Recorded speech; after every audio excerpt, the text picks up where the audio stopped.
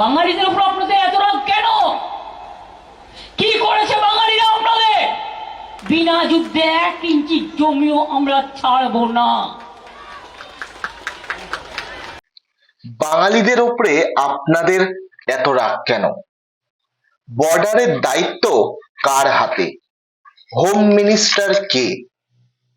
আমাদের লোকেদের ওপর এত অত্যাচার কেন? বাংলা কি ভারতের অংশ নয়?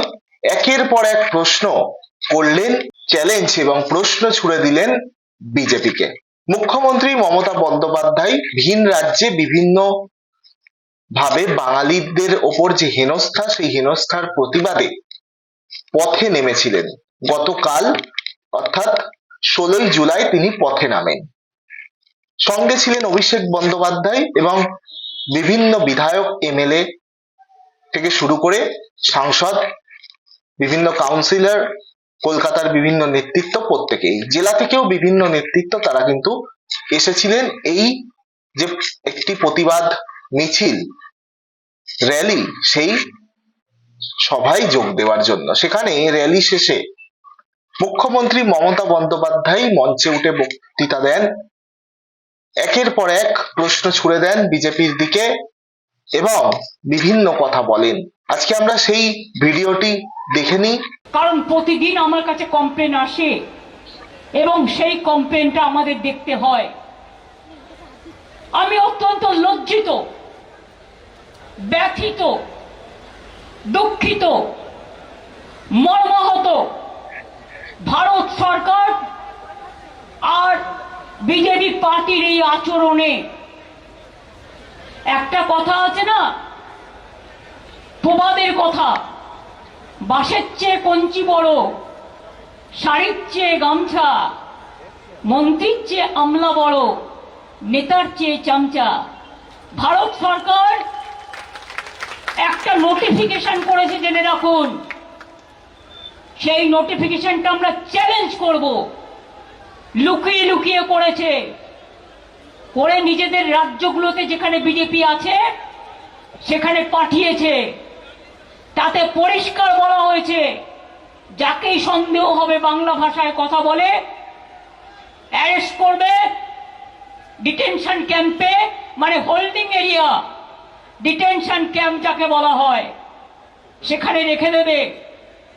এবং কেউ আত্মীয়র বাড়িতে বেড়াতে গেল, শুনুন আমি একটা কথা বলি, অন্য ভাষাভাষীদেরও আমি সম্মান করি। हम इज्जत करते हैं हर तरह हर भाषा भाषी को हम सम्मान करते हैं, चाहे हिंदू हो, चाहे मुस्लिम हो, चाहे सिख हो, चाहे ईसाई हो, चाहे बिहार हो, चाहे यूपी हो, चाहे राजस्थान हो, चाहे मध्य प्रदेश हो, चाहे पंजाब हो, चाहे दिल्ली हो, चाहे असम हो, चाहे उड़ीसा हो, चाहे नॉर्थ ईस्टर्न हो, हर भाषा को हम सम्मान करते हैं। हर इंसान जो इंडिया का नागरिक है हम उसको सम्मान करते हैं। लेकिन इसको मतलब नहीं होता है कि बंगाली का ऊपर आप अत्याचार करें, ये हम नहीं छोड़ेंगे। हम जो हमारा इधर में नॉन बंगाली है उसका ऊपर अत्याचार करने जैसा हम नहीं देंगे, वैसा बंगाली का ऊपर भी अत्याचार हम नहीं करने देंगे। आप लोग क्या सोचा है दिल्ली वालों कि आप देश का जिम्मेदारी ले लिया, जिसको मर्जी आप रुक देता है, जिसको मर्जी जेल भेजता है, जिसको मर्जी आप बांग्ला भाषा कहने से बांग्लादेशी रोहिंग्या बोल देता है। बांग्लादेश तो अलग से राज है, रोहिंग्या तो म्यांमार में रहते हैं।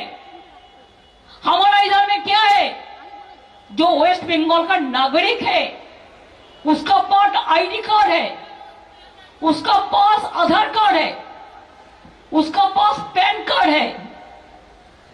वो अगर बाहर में काम करते हैं वो ऐसे ऐसे नहीं गया है, उसका स्किल है, स्किल আছে তাই তাদের ডেকে নিয়ে যাওয়া হয়েছে। কেউ সোনার কাজ করে, কেউ কনস্ট্রাকশনের কাজ করে, কেউ ব্রিজ তৈরি করে। শুনে রাখুন, 22 লক্ষ আমার বাংলার মজদুর, যারা গরিব, BJP is anti poor and anti commoners. যে গরিব লোকগুলো কাজ করার জন্য এখান থেকে যায় তাদের অনেক কষ্ট করতে হয়, বাংলায় থাকলে তারা অনেক ভালো থাকতে পারে, তাদের দিয়ে কাজ করাবে, আর বাংলা ভাষায় কথা বললে তাকে জেলে নিয়ে চলে যাবে, ডিটেনশন ক্যাম্পে নিয়ে যাবে, হোল্ডিং এরিয়ায় নিয়ে যাবে। কেন? কোন অধিকারে? West Bengal is not in India, Bangla India से नॉय, क्या बांग्ला भारत में नहीं है, देश का हिस्सा नहीं है?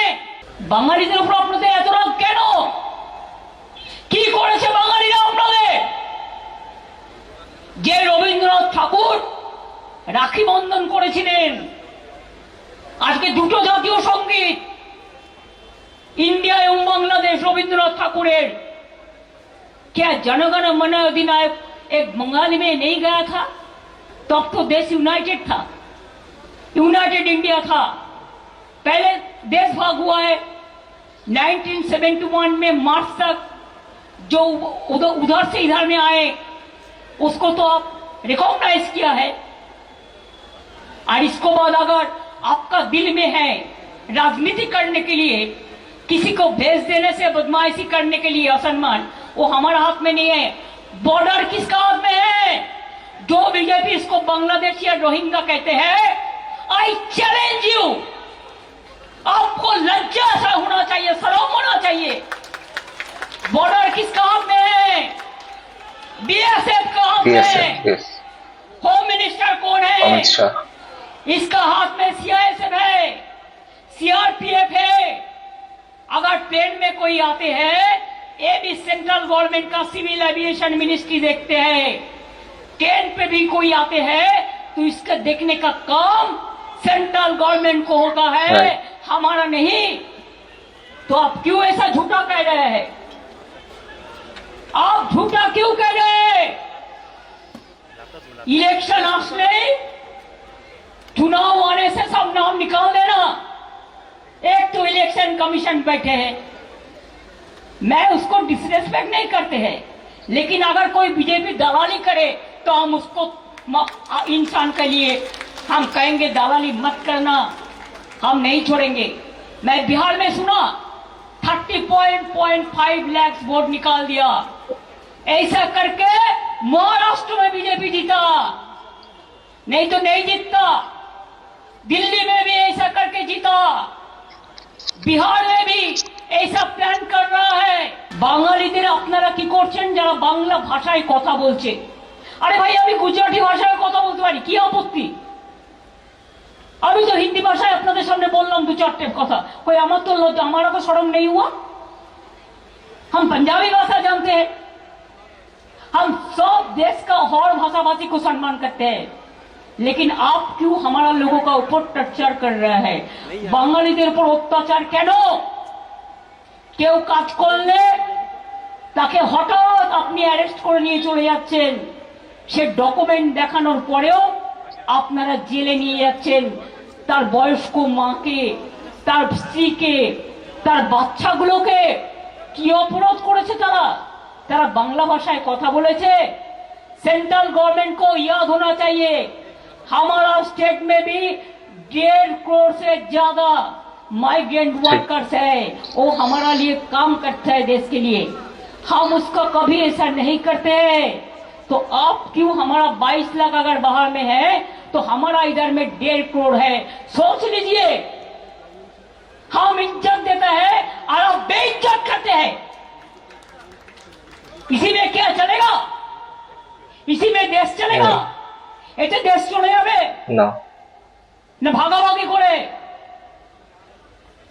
হিন্দু মুসলমান দেখছেন, মতুয়া ভাষীদের ওপর কাল অত্যাচার হয়েছে মহারাষ্ট্রে, পুনেতে। ও কোন হ্যাঁ, কারা? নির্বাচনের সময় তখন মতুয়াদের বাড়ি গিয়ে ভোট বিক্রি করেন আর অন্য সময় অত্যাচার করেন। কি বন্ধু করেননি? রাজবংশী, এই তো উদয়ন আছে, জানে কতজনকে বাংলাদেশে পুশব্যাক করা হয়েছে। এবং তাদের জেলে রাখা হয়েছে। জবাব দিন, কুচবিহারের লোকেরা কি অপরাধ করলো? নদিয়ার लोकेদের छत्तीसगढ़ में अब रुक के रखा। कल कोर्ट में मेरे को मामला करने पड़ा एमपी को भेज के। दिल्ली में जो हमारा इधर का आदमी है उसको अब पानी कनेक्शन काट दिया, वाटर कनेक्शन। আপনারা জল কেটে দিয়েছেন, ইলেকট্রিসিটি কেটে দিয়েছেন, অন্ধকূপের মতো তাদের অন্ধকূপের মতো রেখে দিয়েছেন। আমাদের এমপিরা তাদের নিয়ে 48 ঘন্টা ধর্ণা করেছেন। ছত্তিশগড়ে মহুয়া গেছে বাংলা ভাষায় কথা বলা মানুষদের, যারা নদিয়ায় থাকে তাদের ছাড়াতে। বন্ধ গাইঘাটা উত্তর 24 পরগনা, সেই মানুষগুলোর ওপর কাল মহারাষ্ট্রে পুনেতে অত্যাচার হয়েছে।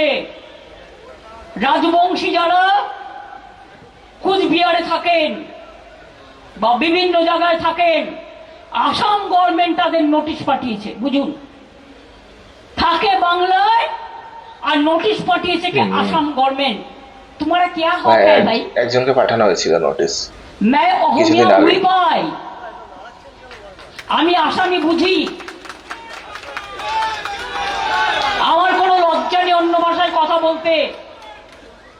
কিন্তু আপনারা যদি মনে করেন এইভাবে দেশ চালাবেন, তাহলে মনে রাখুন, যে বাংলা স্বাধীনতার জন্ম দেয়, যে বাংলা নবজাগরণের জন্ম দেয়, যে বাংলা রবীন্দ্রনাথ দেয়, যে বাংলা নেতাজি দেয়, যে বাংলা নজরুল দেয়, যে বাংলা মৌলানা ডক্টর বাবা সাহেব আম্বেদকরকে বাংলা থেকে এমপি করে পাঠায়, যে বাংলা মনে রাখবেন গান্ধীজির বেলেঘাটা গান্ধী আশ্রম, যিনি বাংলায় থেকে বঙ্গভঙ্গ রোধ করবার জন্য, দাঙ্গা থামানোর জন্য বাংলাকে ভালোবেসে বাংলাকে ঘর করেছিলেন।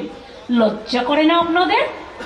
আজকে কিন্তু একেবারে মুখ্যমন্ত্রী মমতা বন্দ্যোপাধ্যায় তিনি এই যে বাংলাদেশি ইস্যুতে, অর্থাৎ ভিন রাজ্যে যারা কাজ করছে, বিশেষ করে বিজেপি শাসিত যে সমস্ত রাজ্যগুলি রয়েছে, সেই সমস্ত রাজ্যে বাংলা থেকে যে সমস্ত পরিযায়ী শ্রমিক তারা বিভিন্ন কাজ করে, কেউ সোনার কাজ, কেউ কনস্ট্রাকশনের কাজ, কেউ কাপড়ের কাজ, বিভিন্ন কাজ তারা করে, সেই উদ্দেশ্যে তারা কিন্তু বাইরে থাকে। আমাদের বাংলার একটা বড় অংশ, বিশেষ করে মালদা, মুর্শিদাবাদ, এই সমস্ত অঞ্চলগুলির বেশিরভাগ থাকে। এবং বলতে বাধা নেই যে এই যে পরিযায়ী শ্রমিক তাদের মধ্যে বেশিরভাগই কিন্তু একটা বেশি পার্সেন্টেজ তারা কিন্তু সংখ্যালঘু সম্প্রদায়ের। শুধু সংখ্যালঘু বললে ভুল হবে, বিভিন্ন ধর্মের রয়েছে, তবে একটু হলেও সংখ্যাটা বেশি কিন্তু সংখ্যালঘু সম্প্রদায়ের, তারা কিন্তু পরিযায়ী শ্রমিকের বেশি।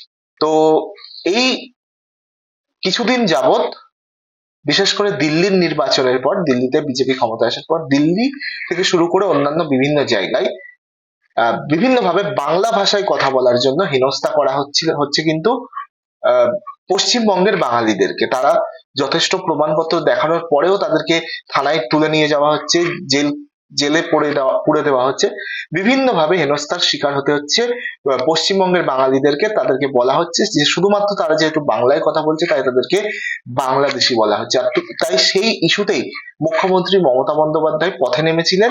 পথে নেমে তিনি তীব্র ধিক্কার জানিয়েছেন এই ঘটনার, এবং তিনি কেন্দ্রকে এক প্রকার হুঁশিয়ারিও দিয়েছেন। তিনি এই কার্যক্রম বন্ধ করারও আবেদন জানিয়েছেন। এখন এই যে ঘটনা, এই ধরনের যে বাঙালিদেরকে বাংলা কথা বলার জন্য আজকে নিজের দেশেই বাংলাদেশি হিসাবে তকমা দেওয়া হচ্ছে, রোহিঙ্গা হিসাবে তকমা দেওয়া হচ্ছে। তো এই বিষয়টা কিভাবে চলে দেখা যাক। এটা সরকারিভাবে ভালোভাবে প্রসেস করতে হবে। সত্যি যারা যদি বাংলাদেশি বা রোহিঙ্গা কেউ থেকে থাকে, অবশ্যই তাদেরকে নিজেদের দেশে পাঠানো উচিত, কিন্তু তাদের জন্য পশ্চিমবঙ্গের বাঙালি যারা সত্যি ভারতীয়, সেই সমস্ত বাঙালি, সে হিন্দু হোক, মুসলিম হোক, যে কোনো ধর্মের হোক, তাদের ওপর যেন কোনো রকম আঁচ না পড়ে, সেদিকটা সরকারকে নজর রাখতে হবে। আজকে সেই নিয়ে প্রতিবাদ জানিয়েছেন মুখ্যমন্ত্রী মমতা বন্দ্যোপাধ্যায়। কলেজ স্কোয়ার থেকে ডরিনা ক্রসিং পর্যন্ত হেঁটেছেন, তারপরে মঞ্চে উঠে কিছু বক্তৃতা দিয়েছেন, সবটাই শুনলেন। আরো অনেক বক্তৃতা করেছেন, তবে পুরোটাই শোনালে অনেকটাই ভিডিও লং বা বড় হয়ে যাবে, তো সেই কারণে ছোট্ট করে ভিডিওটা আপনাদের সামনে তুলে ধরলাম। তো আপনাদের যদি এই নিয়ে কোনো মতামত থাকে, অবশ্যই আপনারা সেই মতামতটা আমাদের কমেন্ট বক্সে জানাতে পারেন, এবং দেখতে থাকুন আমাদের চ্যানেল। আমরা নতুন কোনো প্রতিবেদন নিয়ে আসবো খুব শীঘ্রই।